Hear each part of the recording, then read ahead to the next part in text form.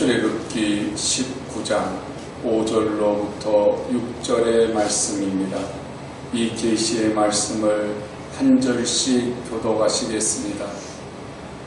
세계가 다 내게 속하였나니 너희가 내 말을 잘 듣고 내 언약을 지키면 너희는 모든 민족 중에서 내 소유가 되겠고 너희가 내게 대하여 제사장 나라가 되며 거룩한 백성이 되리라. 너는 이 말을 이스라엘 자손에게 전할지니라. 아멘. 이제 주님 앞에 한번 고백하겠습니다. 예수님으로 만족합니다. 예, 진심으로 예수님으로 만족하셔서 주님 오실 길을 예비하시고 하나님의 영광을 위해서 사시고 주님의 자랑이 되시게 되기를 예수님의 이름으로 간절히 축원합니다. 여러분들은 혹시 이 대강절을 보내면서 내가 누군데 예수님을 맞이할까 그런 생각 한번 해보신 적 있으세요? 혹시라도 내가 뭐라고 예수님을 맞이하는 것일까? 그렇게 나라고 하는 존재에 대해서 질문을 던지셨다고 그러면 여러분들은 지금 자신에 대해서 나를 어떻게 내가 이해를 할까? 또 나를 뭐라고 설명을 하면 좋을까? 아니면 내가 나를 뭐라고 사람들에게 표현하고 하나님께 내가 누구라고 말씀드리는 게 좋을까? 한 번쯤 고민해 보시는. 그래서 예수님을 맞이할 준비가 되시는 분들이세요.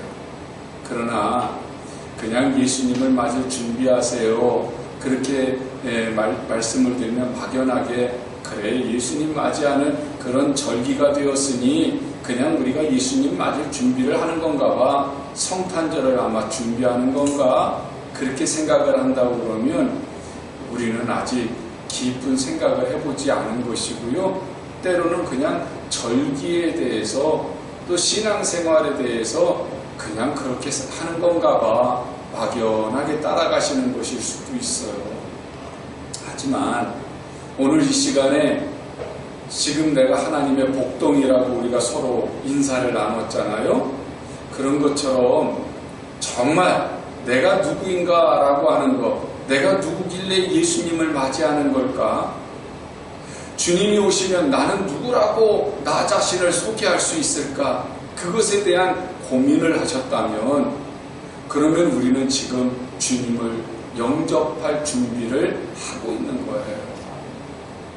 세상을 살 때에 혹시 나에 대해서 알고 싶어서 족보를 연구는 할 수 있어도 하나님을 만나서 하나님 앞에 내가 누구이고 내가 주님을 얼마나 사랑하는 것에 대해서는 족보를 들이대고 세상에서 내가 어떤 공로가 있고 내가 어떻게 살아왔다고 하는 얘기를 해봤자 아무 소용이 없다. 그러면 주님 앞에는 뭐라고 얘기를 할까요? 주님 앞에 우리가 해야 되는 이야기는요, 주님하고 나하고 언약한, 내가 하나님과 언약한 언약 백성입니다. 그렇게 얘기하실 수 있어야 된다는 거예요. 그게 오늘 성경에서 우리에게 우리의 정체성을 가르쳐 주고 계시는 말씀이거든요. 오늘 본문 말씀을 찬찬히 한번 보세요. 세계가 다 내게 속하였나니 너희가 내 말을 잘 듣고 내 언약을 지키면 너희는 모든 민족 중에서 내 소유가 되겠고 너희가 내게 대하여 제사장 나라가 되며 거룩한 백성이 되리라. 너는 이 말을 이스라엘 자손에게 전할지니라. 그렇게 말씀을 하시거든요.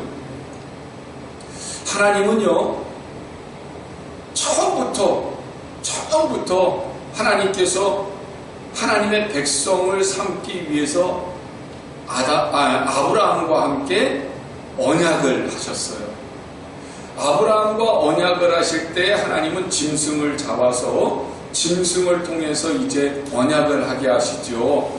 그래서 아브라함이 소도 잡아서 쭉 갈라놓고 양도 잡아서 반으로 갈라놓고 비둘기를 잡아서 놓고 이러면서 주님이 임재하실 때까지 기다려요.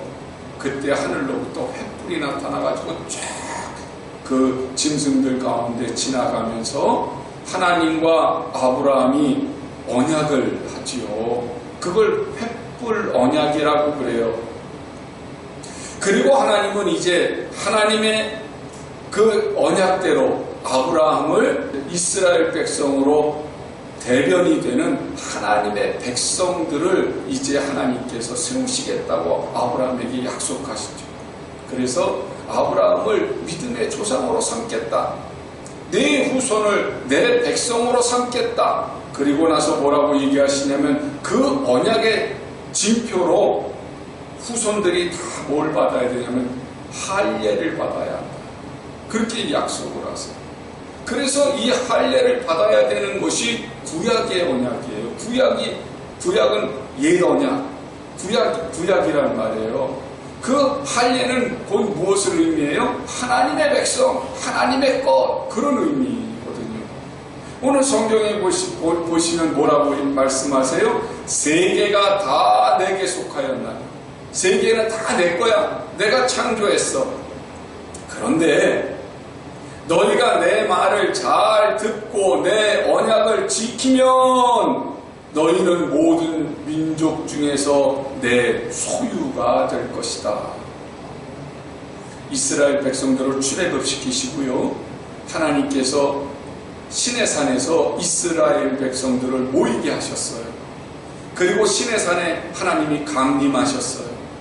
그리고 이제 이스라엘 백성들에게 다시 언약을 하시는 겁니다. 그래서 오늘 이 본문을 시내산 언약이라고 말씀을 하세요. 물론 아브라함과 언약을 하셨어요.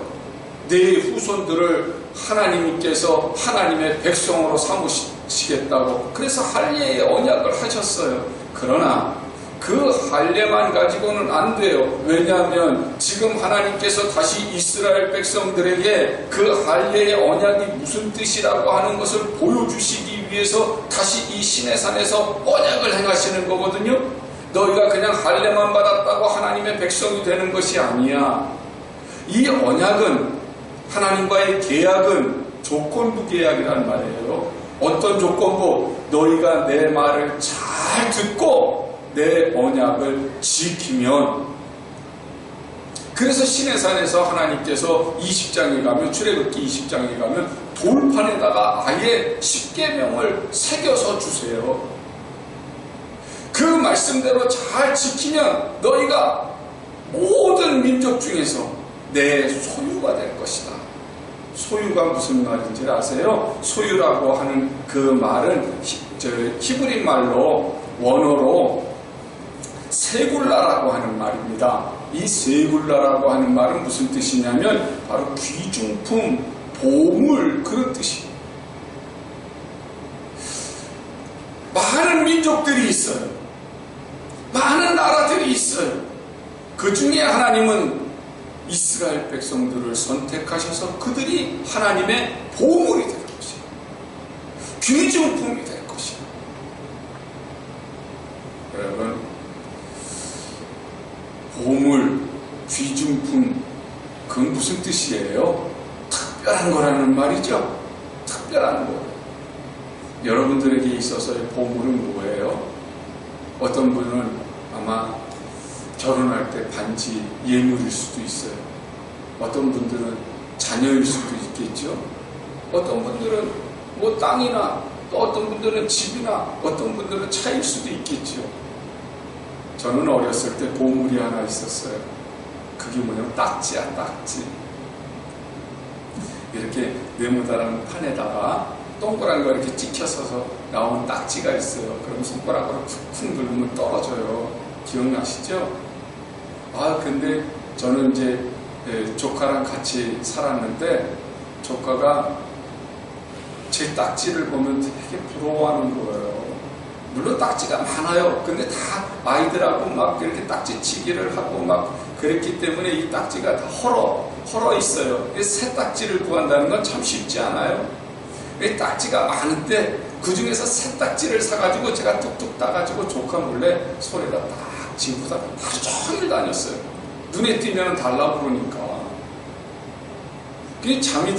잠이 들어도요, 이불 속에서 몰래 꼼지락꼼지락 그걸 세보고 또 그걸 이렇게 펴보고 그래서 깜빡 잠이 들면 그걸 놓쳐가지고 그 요에 그냥 팍 퍼지잖아요. 그럼 또 자다 말고 일어나가지고 그걸 주워가지고 주머니에다 콕 집어넣고 그걸 빠져나오지 않게 손을 집어넣고서 제대로 잠도 못 자는 거야.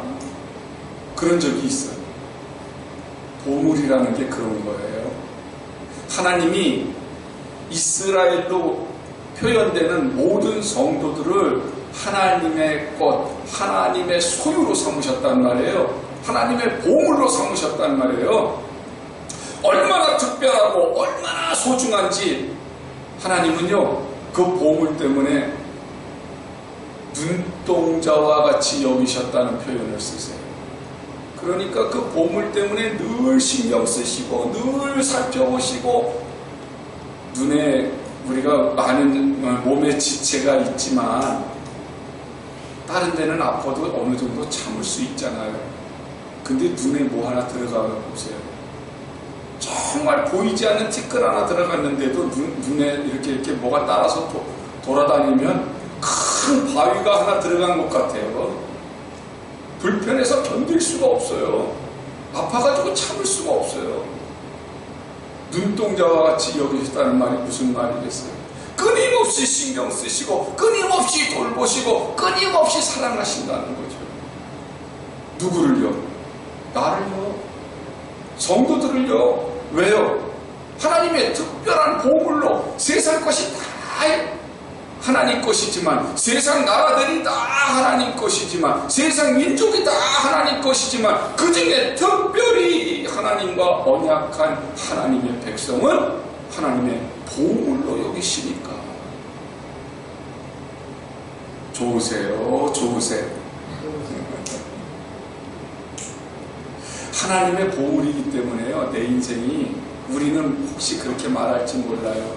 아유, 나는 뭐 좀 가난하고, 아우, 난 살아가는 게 힘들고, 세상살이가 나는 고달프고, 그렇게 표현할지 몰라요. 그런데요, 내가 그렇게 표현하지만, 내가 지금 그렇게 힘들고 어려운 상황 속에서도 살 수 있는 것은 바로 하나님이 나를 돌보고 계시기 때문에. 보물이니까. 나는 힘들다고, 나는 고달프다고, 나는 아프다고, 나는 괴롭다고 그런 말을 할 수 있는 그런 상황이 아니에요, 사실은. 그렇게 얘기하는 것은 그냥 내 표현일 뿐이지, 내가 지금 그렇게 고달프고 힘들고 아픈 상황임에도 불구하고 내가 이렇게 살아갈 수 있는 것, 하나님의 나라를 누릴 수 있는 것은 바로 하나님이 나를 눈동자와 같이 여기시면서 소중하게 여기시니까. 그러니까 하나님은 내가 누구라고요? 하나님의 것, 하나님의 보물이라는 거예요. 그게 우리의 정체성이에요. 두 번째는 제사장 나라가 되며 이러거든요. 이스라엘이 이제는 하나님께 대해서 제사장 나라로 삼으신 것처럼 성도들은요, 하나님에 대해서 제사장인 거예요. 이 제사장이라고 하는 말은 사명이에요. 하나님의 소유가 됐다고 하는 것은 본분이에요. 정체성이에요. 그러면 하나님의 보물로서 이제는 내 사명이 있어요. 성도의 사명이 있어요. 그게 뭐냐면 예배입니다. 그래서 성도는 예배의 삶을 살아야 되는 거예요. 이건 사명이거든요. 성도는 예배가 당연해야 되는 것이지, 성도에게 있어서 예배가 특별한 것이 아니라는 말이죠. 내가 숨이 끊어질 때까지 하나님을 예배하는 것, 내가 숨이 끊어질 때까지 하나님을 사랑하는 것, 내가 숨이 끊어질 때까지 하나님께 찬송하는 것, 이건 성도의 사명이에요.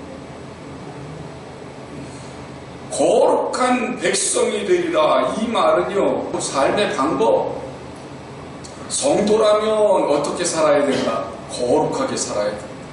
이것 바로, 그러니까 우리의 정체성은 하나님의 보물이고요, 우리들의 사명은 하나님께 예배하는 거고요. 그래서 내가 살아가야 하는 삶의 방법은 뭐다? 거룩하게 살아야 된다. 이것이 오늘 우리들의 정체성이에요. 데살로니가전서에 보면 항상 기뻐하라 그러잖아요.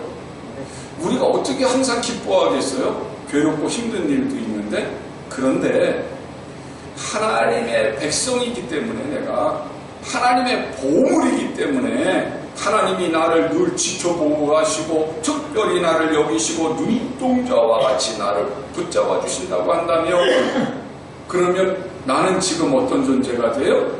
기쁠 수밖에 없는 거죠. 감사할 수밖에 없는 거 아니에요? 아니, 세상의 많은 사람들 가운데에서 나를 하나님의 보물로 여기셨다는 거예요. 기쁘세요, 기쁘세요. 이 기쁘다고 하는 말 있잖아요. 그리스 원어 속에는 이 기쁘다고 하는 말이 당당하다고 하는 말이 같이 있어요. 당당하다. 우리가 하나님의 보물이라고 하는 당당함을 가지고 산다면 우리는요, 세상에 대해서 두려울 것도 염려할 것도 근심할 것도 아무것도 없다니까요. 왜냐하면 하나님이 절대적으로 나를 지켜주시겠다고 보장하시는 사람들이니까. 그렇게 하면 우리는 뭐 물질이 없다고 해도, 때로는 경제적인 좀 어려움 때문에 뭐 우리가 좀 근심할 수는 있어도, 그러나 그것 때문에 주눅들 필요는 없어요. 우리는 당당하지요. 왜냐하면 하나님이 돌보실 거니까.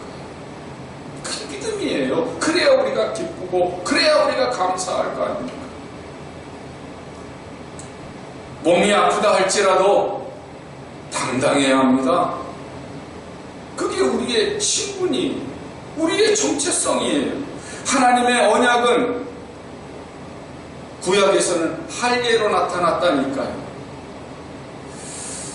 하나님께서 이스라엘 백성들에게 돌판을 새겨주시면서 너희는 할례 받은 백성이라고, 너희는 하나님과 언약한 백성이라고 그렇게 이야기하시면서 너희들이 죄를 지었을 때에는 이런 그 제사를 드려야 한다, 그러면서 알려주신 것이 바로 레위기거든요.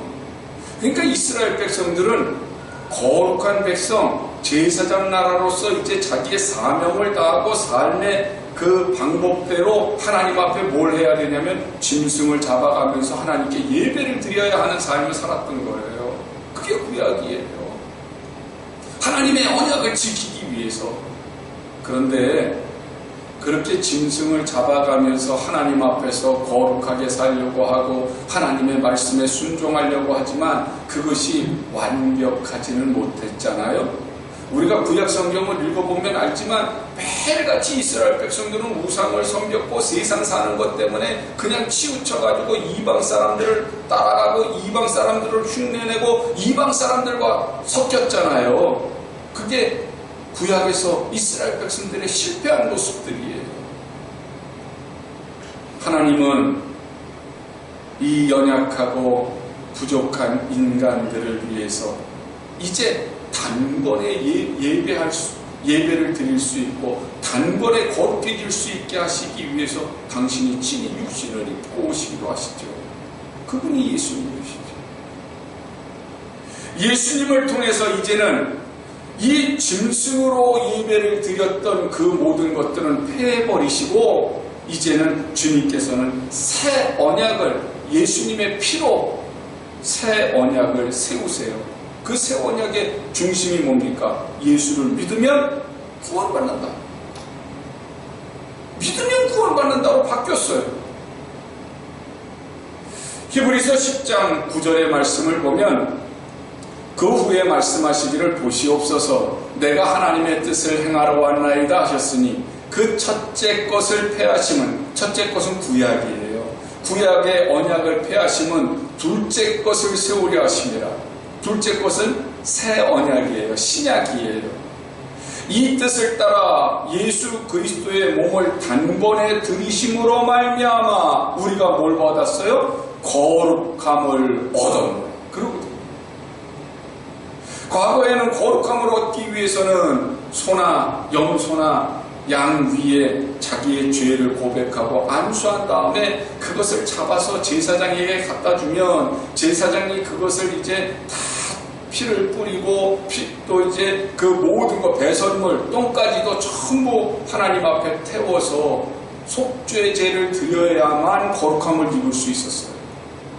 그러나 지금은요, 새 언약이신 예수, 당신의 피로 새 언약을 세우신 그 예수를 믿기만 하면 우리는 거룩해져요.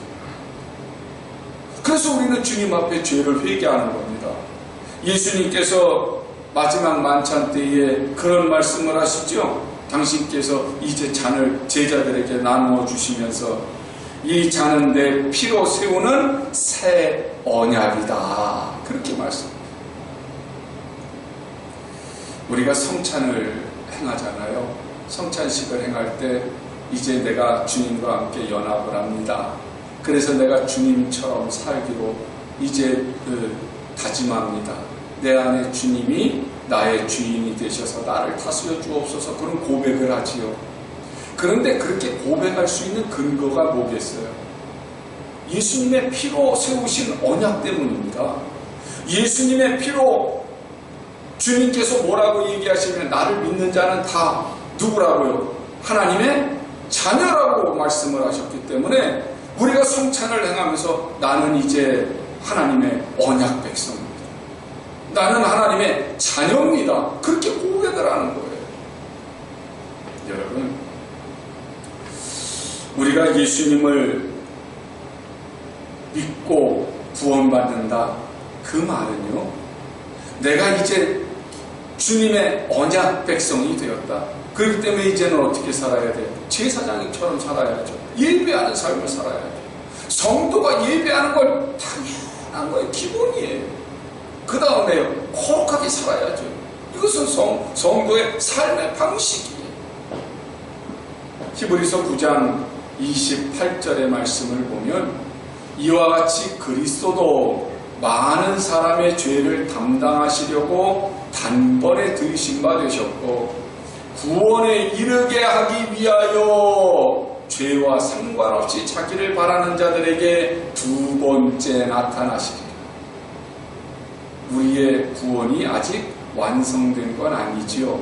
그래서 구원에 이르게 하기 위하여 그러세요. 지금 우리가 구원을 이루어가고 있는 과정 속에 있습니다.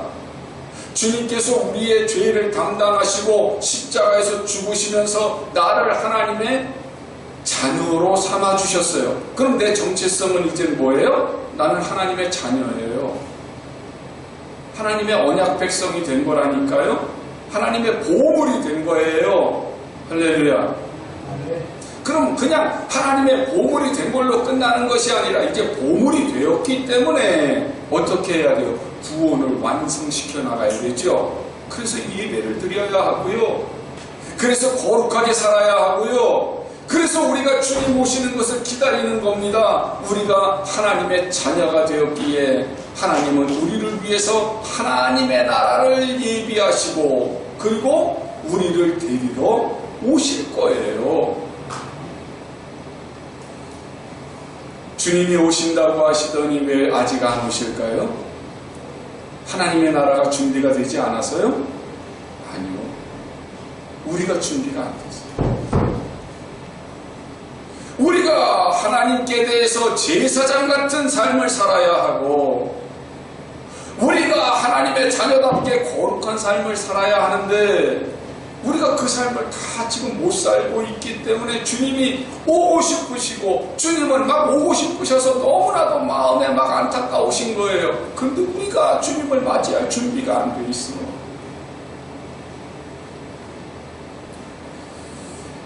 죄급 때에 하나님께서는 하나님의 말씀을 십계명을 돌판에 새겨서 이스라엘 백성들에게 주셨어요. 그러나 예수님 이후에 하나님은 하나님의 말씀을 우리의 마음에 새겨서 주셨어요. 여러분들은 지금 내가 하나님의 자녀라고 하는 확신을 갖고 계십니까? 내가 언약 백성이라고 하는 믿음을 갖고 계십니까? 그러면 그것이 바로 구원의 확신이에요. 구원의 확신이 난 죽어도 지금 천국 갈 수 있어. 물론 그렇게 얘기할 수 있죠. 그런데 난 지금 죽어도 천국 갈 수 있어. 이 말은 내가 지금 뭐 하고 있어? 하나님과 언약을 지키고 있어. 하나님과의 언약은 지금 조건부잖아요. 어떤 조건? 내가 하나님의 말씀대로 살아야 된다고 하는 조건이 있는 거잖아요. 그래야 천국에 가는 것이지. 나 지금 하나님을 믿으니까 천국 가. 그냥 내가 주여 믿습니다 하면 나 천국 가. 이거는 아니잖아요. 하나님과 나와의 계약은 지금 조건부 계약이라니까요. 그러니까 하나님과 나와의 조건부 계약을 이루기 위해서 내가 지금 뭐 하고 있어야 되냐면 예배하는 삶을 살고 있어야 돼요. 거룩한 삶을 살고 있어야 돼요. 이것을 하나님의 말씀대로 살고 있다고 표현하는 거예요. 이게 계약을 지키는 거예요. 계약을 지켜야 하나님 나라가 내 것이 되는 것이지, 계약을 지키지도 않으면서 무슨 하나님 나라가 내 것이라고 우겨댄다고 해가지고 그게 내 거냐고요. 그건 아니잖아요. 그죠? 그렇기 때문에 오늘 우리가 하나님의 백성이라고, 내가 하나님의 언약 백성이라고, 내가 하나님과 언약한 사람이라고 그렇게 지금 믿으시고 나는 지금 하나님의 자녀야, 그 확신이 있으시다면 이제는 어떻게 사셔야 되냐면 예배의 삶을 사셔야 돼요. 제사장의 삶을 사셔야 돼요. 거룩한 백성이 돼야 돼요. 제사장의 삶이 바로 우리의 사명이라니까. 사명 감당을 하셔야 된다니까요. 거룩한 백성이 돼야 된다니까요. 이 거룩함은 바로 우리의 생활나라니까요. 생활 패턴이라고. 출애굽기 4장 24절로부터 26절에 보면요, 하나님께서 모세를 죽이려고 하시는 내용이 나와요. 그 전에 3장에서 하나님은 분명히 모세를 부르셨거든요. 떨기나무 가운데서 나타나셔가지고 모세야 이제 내 백성을 구원하거라. 그러면서 모세를 부르셨어요. 소명 부르신 거예요. 그리고 사명, 내 백성을 구원하라고 그렇게 얘기하셨어요. 모세가 하나님 저 못 갑니다. 저는 입도 뻣뻣하고 제 나이가 얼만데요. 그때 하나님께서 모세에게 몇 가지의 기적을 보여주세요. 지팡이가 뱀이 되고 그 뱀을 다시 잡으니까 지팡이가 되는 기적. 손을 품에 넣었다 뺐더니 문둥병이 들어요. 그 손을 다시 품에 넣었다가 꺼냈더니 다시 깨끗해지는 그런 기적도 보여주세요. 그리고 나일강의 물을 떠다가 이제 땅바닥에 부으면 그게 피가 될 거라, 그런 표현, 그 기적도 약속하셨어요. 모세가 하나님의 사명을 받고 이제는 자기 가족들을 데리고 애굽으로 갑니다. 그런데 애굽을 가기 위해서 내려가다가 숙소에 들렸어요. 요즘으로 말하면 여관 같은 데 들린 거예요. 그런데 그 여관에 들렸을 때 하나님께서 모세를 죽이려고 하신 거예요. 왜냐하면 모세의 아들들이 할례를 받지 않았던 거예요. 큰아들은 게르솜, 나그네라고 하는 뜻의 게르솜이라고 하는 이름을 가진 아들이 있었어요. 둘째 아들은 하나님이 도우셨다라고 하는 의미의 엘리에셀이라고 하는 이름을 가지고 있었어요. 그런데 모세의 장인은 미디안 제사장이었거든요. 이 미디안 사람은 아브라함의 후처 그두라라고 하는 여자의 후손들입니다. 그러니까 하나님도 믿으면서 우상도 섬겼던, 제대로 하나님을 섬기는 사람들이 아니에요. 하나님도 섬기고 우상도 섬기는 그런 사람들이었어요. 그 미디안 제사장의 딸이 바로 모세의 아내 십보라였어요. 그러니까 아들들을 낳았을 때, 게르솜과 엘리에셀을 낳았을 때 할례를 안 했던 것 같아요. 모세는 히브리 사람이니까, 언약 백성이니까 당연히 할례를 받았겠죠. 그러나 이 십보라는 그냥 모세한테 시집 와가지고 하나님을 믿는 거지. 자기의 확신을 가지고 하나님을 만났던 건 아니에요. 그러니까 그 어린 아들들에게 칼을 대지 않았던 거예요. 그런데 하나님이 나타나셔서 모세를 죽이려고 해요. 십보라가 깨달았습니다.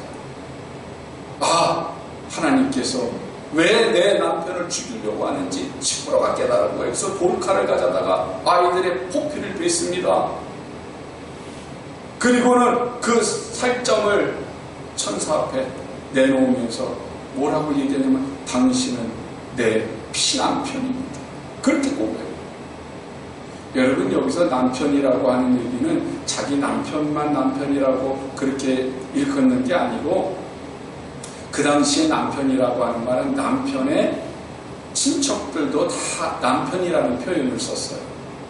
하다못해 사위도 남편이라는 표현을 썼으니까 이 남편이라고 하는 말은 지금 우리들이 가지고 있는 그 남편이라고 하는 표현하고는 좀 사뭇 달라요. 그때는 범위가 좀 컸어요.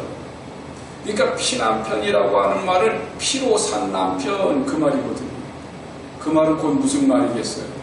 하나님에게, 하나님, 이제는 나도 내 아들들도 주님과 언약을 합니다. 이 할례로 주님과 언약을 합니다. 하나님이 내 남편의 하나님이셨던 그 하나님이 아니고 이제는 하나님이 내 남편, 나의 하나님이십니다. 내 아이들도 할례를 행했습니다. 내 아이들도 이제는 언약 백성입니다. 그렇게 고백을 합니다. 여러분, 하나님께서 사명을 주신 모세지만 왜 죽이려고 하세요? 그 사명보다 중요한 게 뭐예요? 하나님 백성이라고 하는 정체성이에요. 우리들이 지금 세상에서 하나님을 지금 섬기고 있어요. 하나님을 믿고 있어요. 근데 하나님을 믿고 지금 이렇게 주님 앞에 나와 예배할 때에 우리의 마음에 어떤 마음을 가지고 예배하세요? 내가 잘 되기를, 내 사업이 잘 되기를, 내 자녀가 잘 되기를, 이 세상에서 평안하게 잘 먹고 잘 살기를. 그것은 하나님의 백성의 정체성을 가진 모습이 아니에요. 만약에 모세가 하나님의 백성이라고 하는 그 정체성을 잃어버렸다면, 그리고 그 자리에서 모세가 죽을 고비를 넘기지 않았다면 아마 모세는 어쩌면 이스라엘 백성들을 데리고 나오면서 자기가 왕이 되려고 했을지도 몰라요. 그렇지 않아요? 모세는 자기가 구원자라고 이스라엘 백성들 앞에서 자기가 왕이 되려고 하나님을 섬기지 않고 자기 마음대로 자기 나라를 세우려고 했을지도 몰라요. 그런데 이 사건으로 인해서 모세는 나는 하나님의 심부를 꾼입니다. 그가 죽을 때까지 겸손하게 하나님 앞에서 쓰임받을 수 있었던 것은 하나님의 언약 백성이라고 하는 정체성을 잃어버리지 않아요. 그의 아들 게르솜과 엘리에셀과 그 아내 십보라가 열심히 모세를 도와주면서 모세가 사명을 완성할 수 있게 할 수 있었던 것은 바로 하나님이 내 하나님이라고 하는 정체성을 회복했기 때문이죠. 그렇기 때문에 그들은 계속해서 그 다음 단계가 뭐였어요? 내가 하나님의 보물이 됐어. 그 다음 단계는요, 그래, 나는 하나님께 예배하는 사람이야. 나는 하나님의 영광을 위해서 사는 사람이야. 그 다음에는요, 내가 그래서 거룩하게 살아야지. 모세 오경을 보면 창세기, 출애굽기, 레위기, 민수기, 신명기를 쭉 보면 내용이 그거예요. 하나님의 백성이 되었고, 그래서 우리는 하나님께 예배하는 삶을 살아야 하고, 그리고 나는 거룩한 백성으로서의 삶을 살아야 된다. 오늘 우리들이 하나님의 백성으로서 거룩한 정체성을 갖기 위해서는요, 영적인 분명한 분별력을 가지고 있어야 합니다. 내 신앙의 목적이 무엇인지, 내가 왜 예수님을 기다려야 되는지. 그냥 우리가 주님을 기다린다고 하니까 그냥 우리가 재림하실 예수, 아니면 2000년 전에 오신 그 예수님을 기념하는 것인지, 그것이 아니라 지금 내 신앙 상태를 점검해야 된다는 거죠. 여러분, 마귀도 내가 하나님하고 언약한 거 알까요? 모를까요? 알지요. 귀신도 귀신인데 귀신같이 알죠. 그러니까 내가 하나님의 언약 백성인 걸 아니까 그 다음에 뭘 못하게 하겠어요? 내가 하나님의 언약 백성이라고 하는 사실을 자꾸 잊어버리도록 세상 것으로 유혹하는 거예요. 그리고는요, 내가 예배하는 삶을 살지 못하게 방해하죠. 내가 거룩하게 살지 못하게 유혹하죠. 그러니까 우리가 영적인 싸움을 싸워야 된다고 하는 것은 내 정체성부터 바로잡고 그 다음에 내가 제사장으로서 내가 거룩하게 살아야 되는 하나님의 백성이 되어야 되는 거거든요. 그러니까 창세기서부터 요한계시록까지는 다 뭘 얘기해요? 순종해라. 하나님 말씀대로 살아라. 그 다음에는 거룩하게 살아라. 예배해라. 그거 빼면 뭐 있겠어요? 삼손 잘 아시죠? 삼손도 하나님의 부르심을 받았어요. 삼손은 어머니 뱃속에 있을 때 하나님이 구별하신 나실인이거든요. 그래서 삼손을 잉태했을 때 하나님께서 그 부모에게, 너희는 그 부모에게 부정한 음식 먹으면 안 돼. 삼손한테 잘못된 영향력을 줄까. 포도주나 독주도 마시지 말라고 그렇게 명령을 했어요. 그리고 삼손이 태어났을 때 그 머리에 삭도를 대지 마라. 머리 깎지 마라. 머리가 뭐 특별한 일이 있어서 그런 게 아니고 머리를 기름으로써 뭐라고 하나님의 백성이라고, 언약 백성이라고 정체성을 심어주기 위해서 그러셨던 거예요. 그런데 삼손이 자라면서 정체성이 흔들리기 시작합니다. 힘은 좋은데 세상적인 걸 너무 좋아하는 거예요.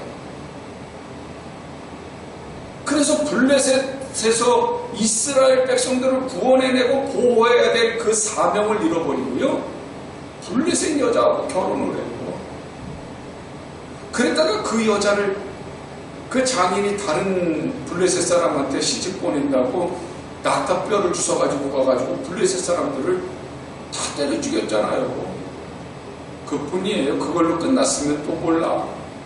그 후에는요, 드릴라라고 하는 여자를 사랑해서, 블레셋에 드릴라라고 하는 여자를 사랑해서, 그만 드릴라가 주는 술을 먹고 그냥 그 드릴라의 무릎을 베고 잤잖아요. 드릴라가 머리를 몽땅 밀어버렸잖아요. 그 일로 인해서 어떤 일이 생겼어요?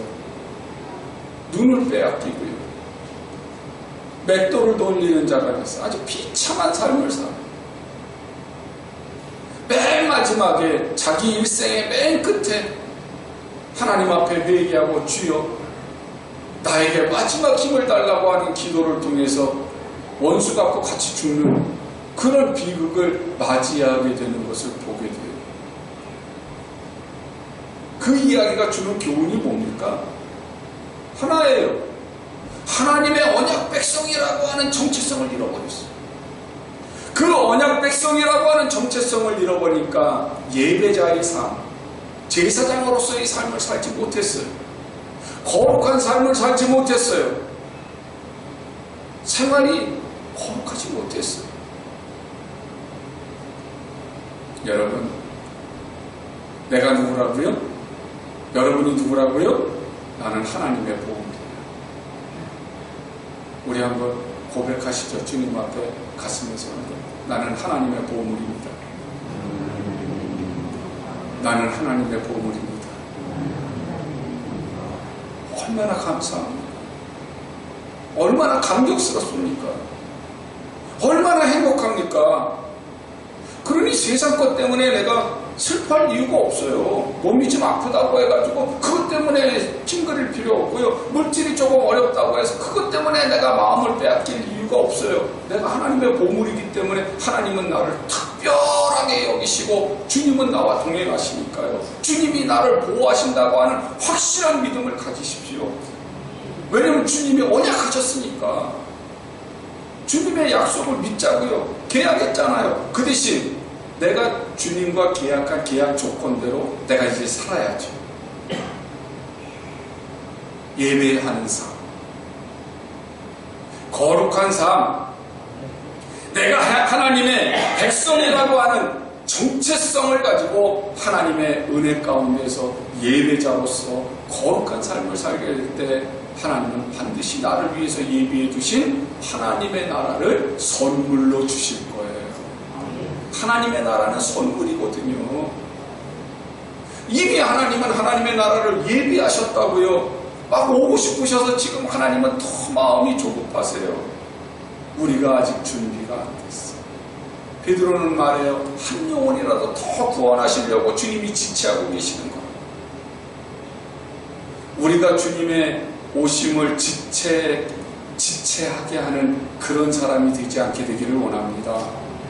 미리 다 준비해 놓으셔서 정말 하나님 백성답게 사시다가 주님 만나면 주님이 우리를 안으시고 기뻐하셔서 좋으셔서 어쩔 줄 모르셔서 쓰다듬어 주시고 정말 하나님의 보배로운 성도로서 영광을 우리에게 영광의 면류관을 씌워주실 수 있는 아름다운 주님의 신부, 그 모습이 될 수 있도록 우리들의 몸과 마음, 우리들의 삶이 잘 준비되셔서 하나님을 웃으시게 해드릴 수 있는 대림절이 되기를 예수님의 이름으로 간절히 축원합니다.